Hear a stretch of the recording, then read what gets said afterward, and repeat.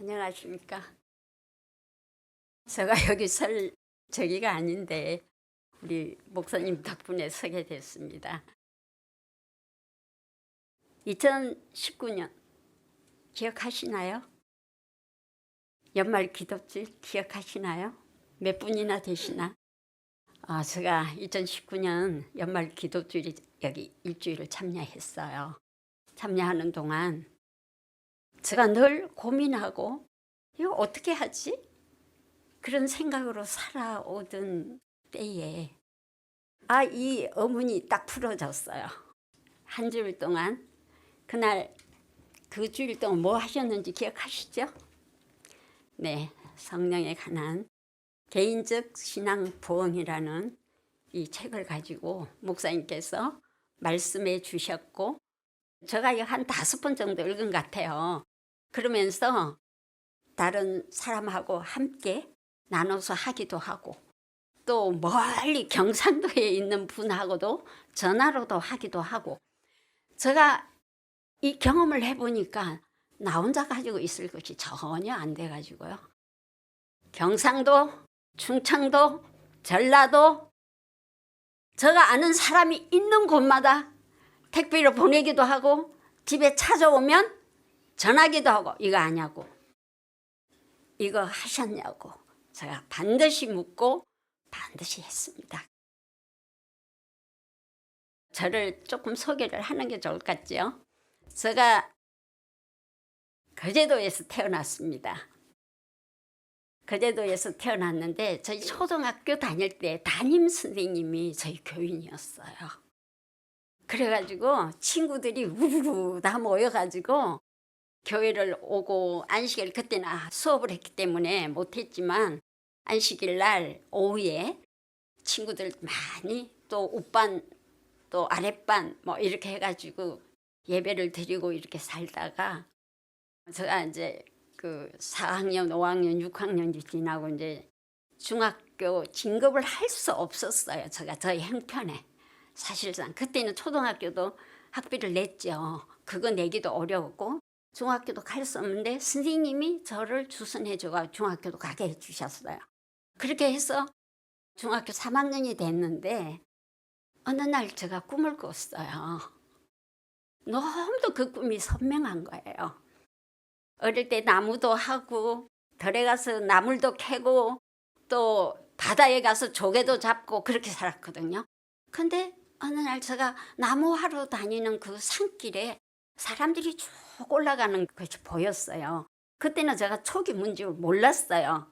근데 저도 따라서 그 길을 가는데 어떤 분이 저는 오면 안 된대요.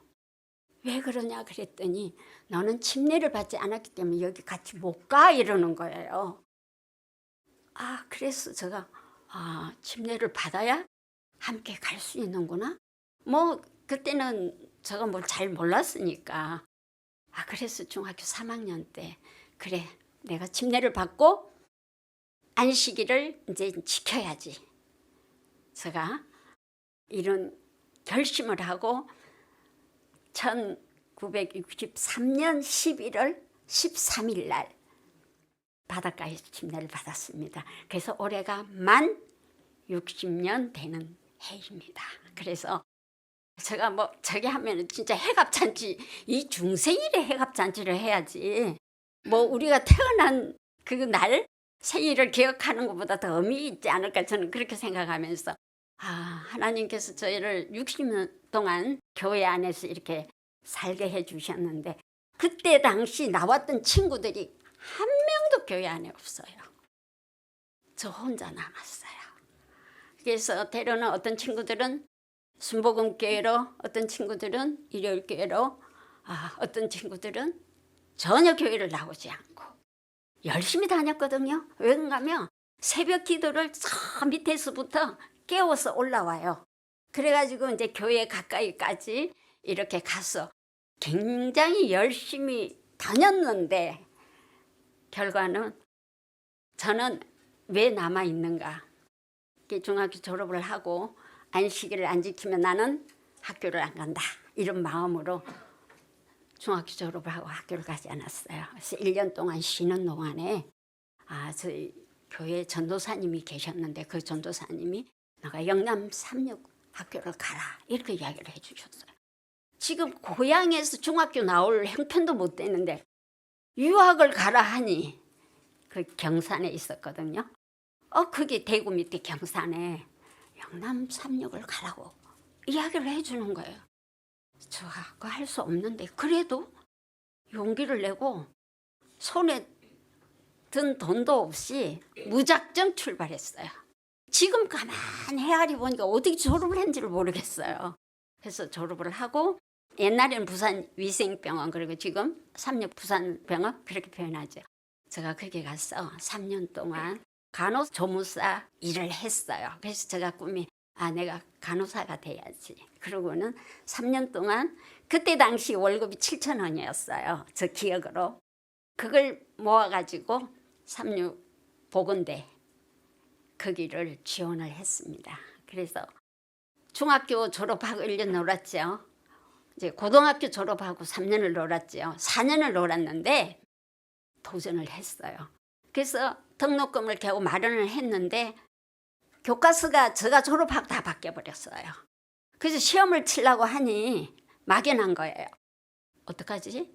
시험을 쳐서 합격을 하려면 학원을 나가야 되겠고 학원을 나가면 등록금이 없고 이런 그게 있어요. 그래서 제가 좋다. 주에 성전에 나가서 새벽마다 나가 기도했어요. 하나님, 내가 간호사가 되어서 하나님 사업에 쓸 가치가 있으면 저를 그냥 통과시켜 주세요. 그렇게 담대하게 기도를 열심히 하고 도전을 했습니다. 그래서 시험을 치는데 보니까 국어 시험이 나오는데 듣도 보지도 못한 시가 나오고요. 이거 저기 안 됐다. 근데 이제 수학 같은 거는 공식이 있으니까 이제 국어 가지고 풀 수 있고 성경은 그때 나름대로 제가 잘했다고 생각해가지고 저기 했는데 이게 떨어졌다. 그러고는 제가 집으로 갔는데 합격 통지서가 왔어요. 어떻게 합격 통지서가 왔을까? 하나님께서 어떻게 응답해 주셨나? 그때 시험이 어려웠답니다. 공부를 잘하는 학생도 시험을 못 치고 공부를 못하는 학생도 시험을 못 치고 그래가 제가 붙었어요. 그래서 같은 친구들하고 4년 차이 나면서 공부를 하고 친구들이 저보고 언니 하면서 선배들도 저보고 언니 하면서 그래서 제가 그 간호학을 3년을 마치고 다시 이제 부산 위생병원으로 가게 됐거든요.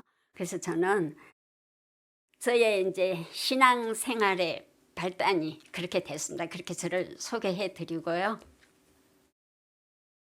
우리 2019년도에 목사님 이거 하실 때 제가 하면서 성령에 대하여 늘 캐션을 가졌어요. 목사님들이 설교를 하시면요. 다 이제 성령을 받고 일어난 결과 저는 그런 이야기만 들어서 성령을 받으면 그렇게 되는구나 그렇게 생각을 했는데 그래도 이건 아닌 것 같아. 늘 그런데 우리 목사님이 이거 하는 동안에 딱 찔러주시는 거예요. 딱 찔러서. 뭘 찔러주셨나? 성령을 구하는 기도하면 된대요. 성령을 구하는 기도하면 된대요. 기도는 우리가 하고 있잖아요. 우리가 거기에서 성령을 구하는 기도만 더 하면 되는구나. 제가 너무 단순하게 그걸 받아들였어요. 그리고 우리 목사님께서 이 기도문을 작성해 가지고 이렇게 다 프린트해서 분배해 주셨어요. 혹 가지고 계신 분 계세요? 네. 그래서 제가 그냥 그 프린트 나누니까 이게 보관이 잘 안 돼요. 여기다 끼워 놓으면 안 되고 그래서 아예 글자를 크게 타이핑 해가지고 코팅을 했습니다. 그래서 말씀 보는 거기에 딱 이렇게 놓고 1번으로 이 성령을 구하는 기도를 하고 하루를 시작합니다. 그래서 이 기도를 한 후에 이제 제가 달라진 거, 그 여러 가지 몇 가지 일을 여러분들에게 좀 나눠 달라고 말씀을 하셔서 그거 나눠 드리러 왔습니다.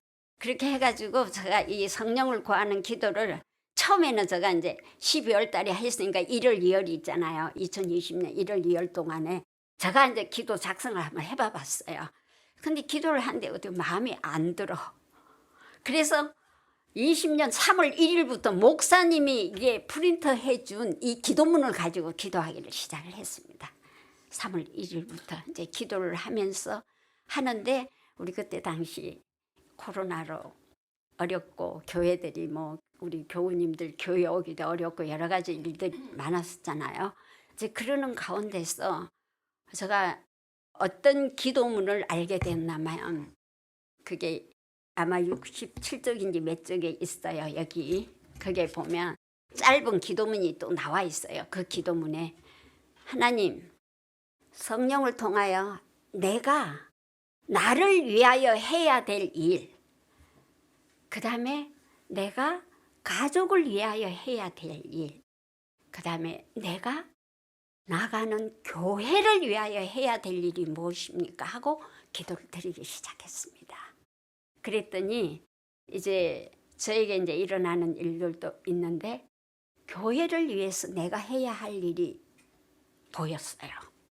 2020년도에 코로나로 인해 가지고 점심 식사가 다 중단이 됐잖아요. 그래갖고 뭐 빵 하나 아니면 뭐 떡 한 조각 이거 들고 다 보내고 이렇게 된 형편인데, 교회에 손님이 오는데, 그 손님으로 오시는 분들은 가족 때문에 오는 분도 간혹 있지만 그래도 삼육대학 교회를 오고 싶어 오시는 분들이 많거든요. 그분들을 밥을 안 먹이고 보내니까 좀 마음이 좀 안 돼져 가고 있었어요. 그러던 찰나에 어떤 사모님이 구도자 5명을 모시고 온 거예요. 안식일에. 그리고 저 구도자 1명이 있었거든요. 근데 이분들은 어떻게, 우리가 성경을 가르치고 교회에서 뭔가를 해야 되잖아요.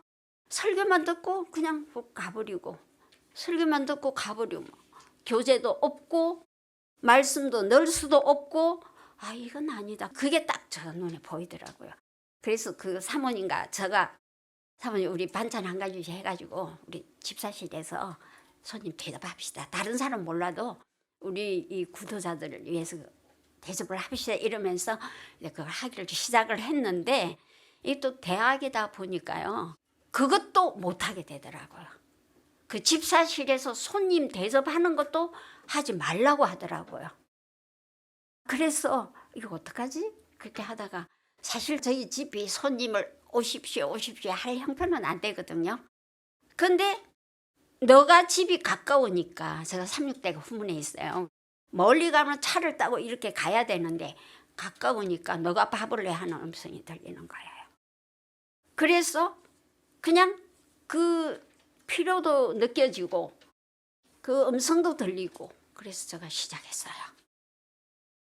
처음에 이제 그쪽 구도자분 몇 명하고 5명이 다 오진 않았고, 이제 한 2명 정도 남아가지고 그분하고 저 구도자하고 그 가족하고 이제 우리 목사님하고, 그래서 어떤 때는 8명, 어떤 때는 6명 이 정도 되게 테이블에서 했어요. 그런데 제가 달라진 또 하나의 일은, 전에 같으면 이 손님을 대접하려면 방방방 아침 내에 뭐 기도도 하도 않고 또 성경 말씀도 안 보고 오로지 그 음식 하는데 열중해가 열심히 해. 어떤 때는 설교 예배도 못 듣고 그렇게 했어요. 그랬는데 제가 이번에 이 성령을 구하는 기도를 하고 난 다음에 손님 대접에서 달라진 것이, 아침에 말씀 보고 기도하고 다 하고 손님 대접할 반찬 만들어서 준비해 놓고, 그 다음에 교회 가서 예배 드리고 함께 와서 밥상 차려가지고 먹고, 21년도에 가가지고 저 구도자가 집례를 받았습니다.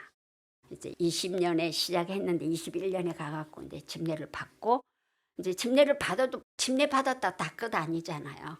다시 공부를 해야 하니까. 그래서 이제 계속 점심을 대접하고 공부를 시키고 이렇게 해서 언제까지 했냐면 22년 8월 달까지 했어요. 작년 8월 달까지 이제 했는데, 그래서 이제 그분들이 이제 그만하자고 미안하다고 이제 그래서 이제 그만두었는데, 이제 교회에 손님이 오시는데 이제 그때부터는 손님이 조금씩 오시기 시작했어요. 코로나 그거 해도 대접을 못 하는 거예요. 대접을 할 수가 없어 가지고 이걸 어떡하지? 했는데 이제 용기가 나는 거예요. 6명 치르는 거나 10명 치르는 거나 뭐 20명 치르는 거나 뭐 이 생각이 딱 드는 거예요. 그래서 이제 교회 집사실을 사용할 수 있나 그 이야기를 묻고 거기에다가 이제 상을 차리기를 시작했어요.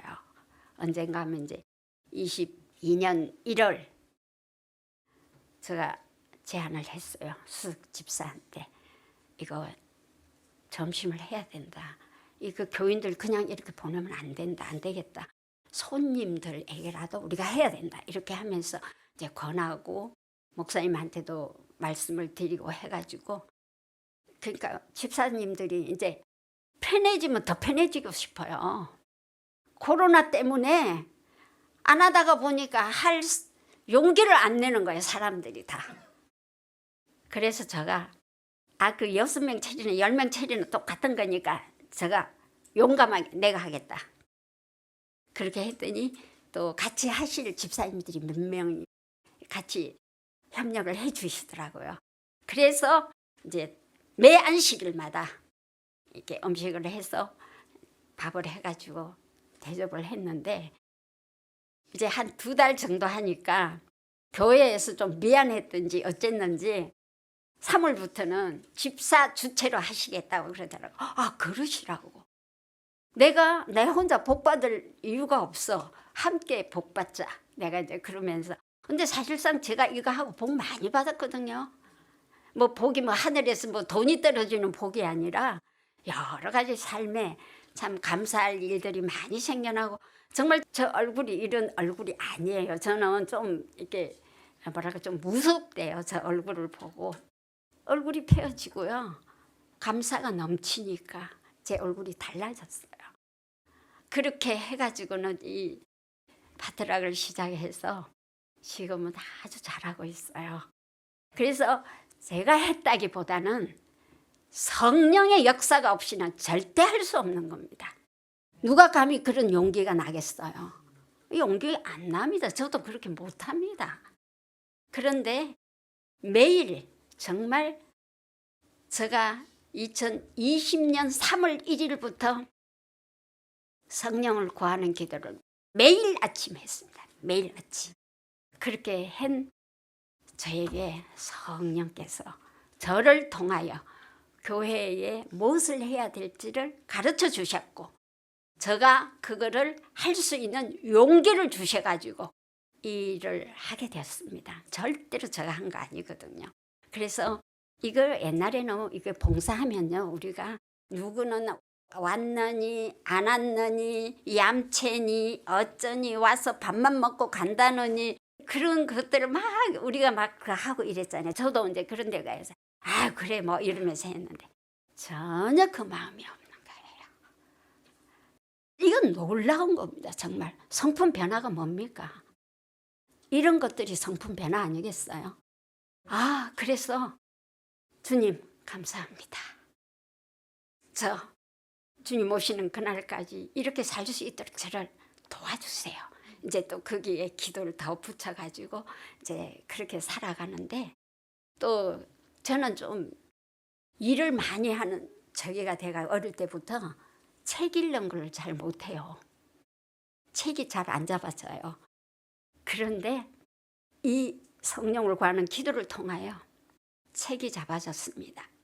하나님의 말씀이 얼마나 달고 정말 그 표현이 내게 오더라고요. 그래서 2시간도 좋고 3시간도 좋고 말씀만 봤으면 너무 좋겠는 거예요. 근데 그럴 수는 없잖아요. 밥도 먹어야 되고 일도 해야 되니까. 이제 그렇게는 안 하지만 아침 이제 6시 되면 성령 다락방에서 말씀을 듣습니다. 그리고 그 말씀을 듣고 나면 7시 되면은 기도 파트너가 있습니다. 경상 울산에 계시는 저희 선배 언니가 훨씬 넘었어요. 근데 그 언니하고 제가 이것부터 시작해 가지고 뭐 40일 기도 이런 것들을 다 뗐어요. 책 이거 다 뗐어요. 다 떼고 이제 이거 다 떼고 난 다음에 뭘 했냐. 그거 다 떼고 나니까 작년 22년 1월 23일부터 이제 말씀을 펼쳐서 그 언니 한 장 읽고 저 한 장 읽고 그다음에 아주 중요한 저는 그 언니 자녀들을 위하여 자녀 손들을 위해서 열심히 기도를 하고 그 언니는 저희 아들들 우리 손자 손녀를 위해서 열심히 기도해 주고 그게 지금 1년이 넘었거든요. 그 기도에 응답도 있고요. 그래서 그 일이 너무 감사하게 생각하면서 제가 이제 살아가고 있어요. 그다음에 저는 이제 어떤 사람인가 하면은 이 톤이 엄청 커요. 크게 들리지 않으세요? 굉장히 커요. 사실상 마이크 없어도 충분하게 이야기할 수 있어요. 그러니까 어린 시절에 이 소리가 얼마나 큰지 저 소리 한번 딱 지면 아이들이 조용해요. 그럴 정도로 소리가 큰데 이것이 뭐 할 때 하는 게 아니고 평소에도 우리 아이들한테 그렇게 키웠어요. 그래서 뭐 요즘 그게 언어 폭력이라고 이야기하대요. 제가 그런 식으로 아이들도 키우고 우리 손자 2명과 이제 손녀딸이 1명 있는데 이 아이들도 제가 이게 집에 가서요. 할머니 왜 왔어요? 할머니 왜 왔어요? 이래요. 그래서 이 아이들에게 무서운 할머니로 그렇게 살아왔어요. 그런데 저 변화된 것이 이 음성이 변화가 되고요. 아이들에게 야단치는 것이 줄어들고요. 또 부드럽게 이야기를 하니까 아이들이 할머니 어쩌고 저쩌고 할머니 어쩌고 저쩌고 이렇게 하고 가더라고요. 그래서 내가 이것도 성령의 역사지. 네, 성령의 역사지 제가 할 수 없는 일입니다. 그래서 이게 우리 목사님 기도문에 보면은 뭐가 있는가 하면은 이것이 있습니다.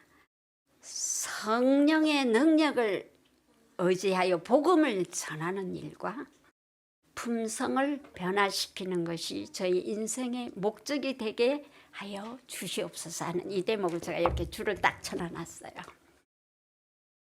제가 품성이 변화되고 제가 전도하는 일이 잘 안 됐어요. 그런데 이거 하고 난 다음에는 관심이 엄청 쏟아져 가지고 재작년부터 전도지를 들고 버스 정류장 다니고요. 나하고 만난 누구에게는 이름을 묻고요. 그 전화번호를 적어서 기도의 명단에 올렸어. 나한테 열매를 맺든지 안 맺든 상관이 없어. 그냥 그 영혼 그분을 위하여 기도해 줍니다. 그런 일을 이제 하게 된 거예요. 그래서 이게 전도하는 일이 내가 가서 뭐 꼭 이렇게 데리고 와가지고 하는 것도 중요한 일이지만 혹 내가 열매를 못 맺는다 할지라도 어디에서 누가 될 수 있을 거니까 제가 그걸 믿고 기도의 명단에 올려가지고 기도를 합니다. 그래서 이게 절대 자랑이 아니고요. 그렇게 해서 이름을 부르며 하다 보면 환자들 이름 다 넣고 이렇게 하다 보니까 글쎄요 뭐 한 200명 정도 이렇게 이름을 부르면서 중보 기도가 그렇게 되지고요. 이제 그렇게 되면서 저 이제 어느 생활이 좀 달라졌고요. 그 다음에는 제가 어떻게 살아가냐 하면은 그 아침에 제가 한 2시간 기도와 말씀과 이제 이런 것들을 하고 가고 있는데 제 마음이 너무 기뻐요. 전에 가지지 못한 기쁨이. 그래서 제가 그 목사님도 말씀하셨지만 남편과 아들이 한 방에 침대 하나씩 차지하고 제가 양쪽을 간호하면서 살아간 세월이 있었거든요. 근데 그 세월 동안도 잘 넘어가고 아들도 이제 아버지는 갔지만 아들은 많이 회복돼 가지고 이제 자기 스스로 독립해서 살고 있고 이러한 모든 일들 그거 하면서 근데도 제가 중요한 사실은 그 다윗의 기도 있잖아요. 71편 18절의 다윗의 기도. 하나님이여, 내가 늙고 백수가 될 때에도 나를 버리지 마시며 내가 주의 힘을 후대에 전하고 주의 능을 모든 사람에게 전하기까지 나를 버리지 마소서. 이 기도가 저 마음에 확 닿아요. 그래서 뭐 100세 살아서 우리 뭐 합니까? 밥 축만 내면 삶의 의미가 없잖아요. 그래서 이거네. 내가 내 후대에, 내 후손에게 전해야 된다. 어떻게 전할까? 내 삶의 본을 통하여 말씀 읽는 것과 기도하는 것과 화요일, 금요일, 안식일 빠지지 않고 교회 가는 일, 이거 본을 보이자. 이제 그 생각을 하면서 제가 우리 아이들에게 성령을 구하는 기도, 목사님 기도가 너무 길대요. 이제 이게 제가 해보니까 한 5분 정도 걸리더라고요. 이거 기도하는데. 그래서 아이들에게도 이거 줄라니까 이제 처음에는 좀 이렇게 했는데 좀 기도를 잘 안 한 것 같았어. 조금 줄여가지고 코팅을 해서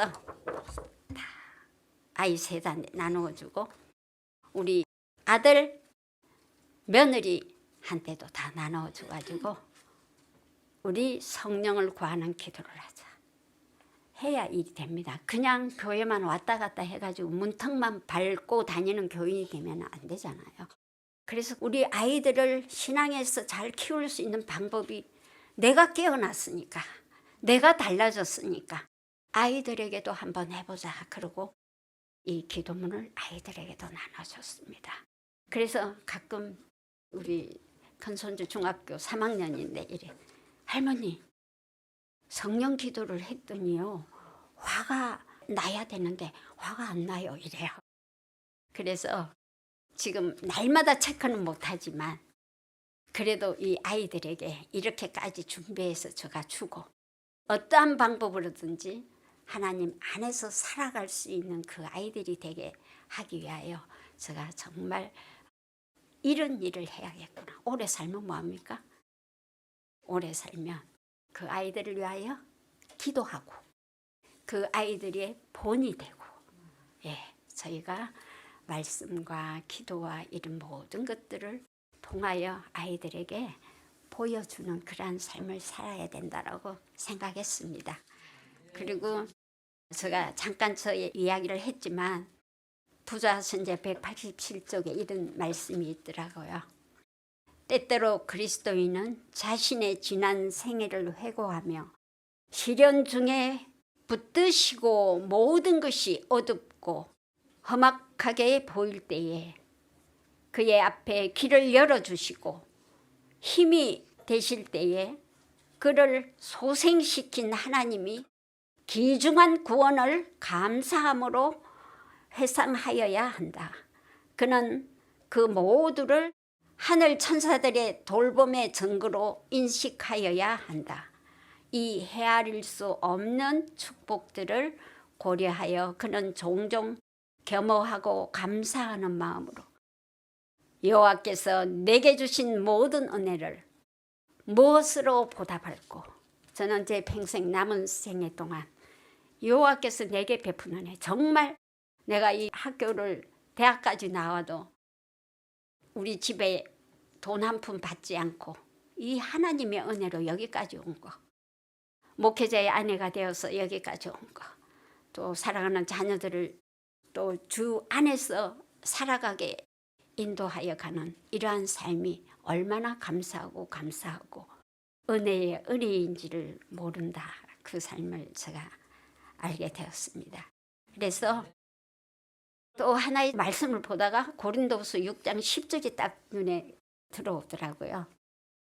근심하는 자 같으나 항상 기뻐하는 삶, 가난한 자 같으나 많은 사람을 부유하게 하는 삶, 아무것도 없는 자 같으나 모든 것을 가진 자로 살고 싶어요.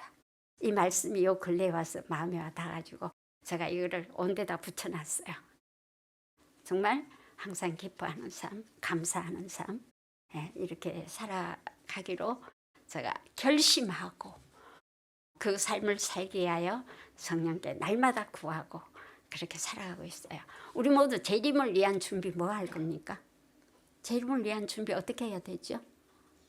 교회만 열심히 나오면 됩니까? 헌금 열심히 많이 하면 됩니까? 중요하지요. 그것도 중요하죠. 여기에 보니까 재림을 위한 준비 이렇게 딱 해놨어요. 성령을 통하여 예수님과 밀접한 사귐 외에 더 확실한 재림 준비가 없습니다. 이렇게 정의를 내놨어요. 간단하잖아요. 어떻게 해요? 성령을 통하면 예수님이 나와 사귀게 되지고, 그 다음에 성령을 통하여 그리스도께서 우리 안에 거하시면 우리는 어떻게 돼? 자원봉사도 할 수 있고 교회를 위하여 헌신도 할 수 있고 또 여러 가지 무거운 시련 속에서도 감당하며 넉넉하게 이길 수 있는 힘도 주시니 재림 준비를 위한 것은 자나 깨나 성령을 받고 성령 안에서 하늘까지 함께 가는 우리 모든 믿음의 진리의 불 교인들 되시기를 간절히 바라면서 저의 두서없는 간증을 마치겠습니다.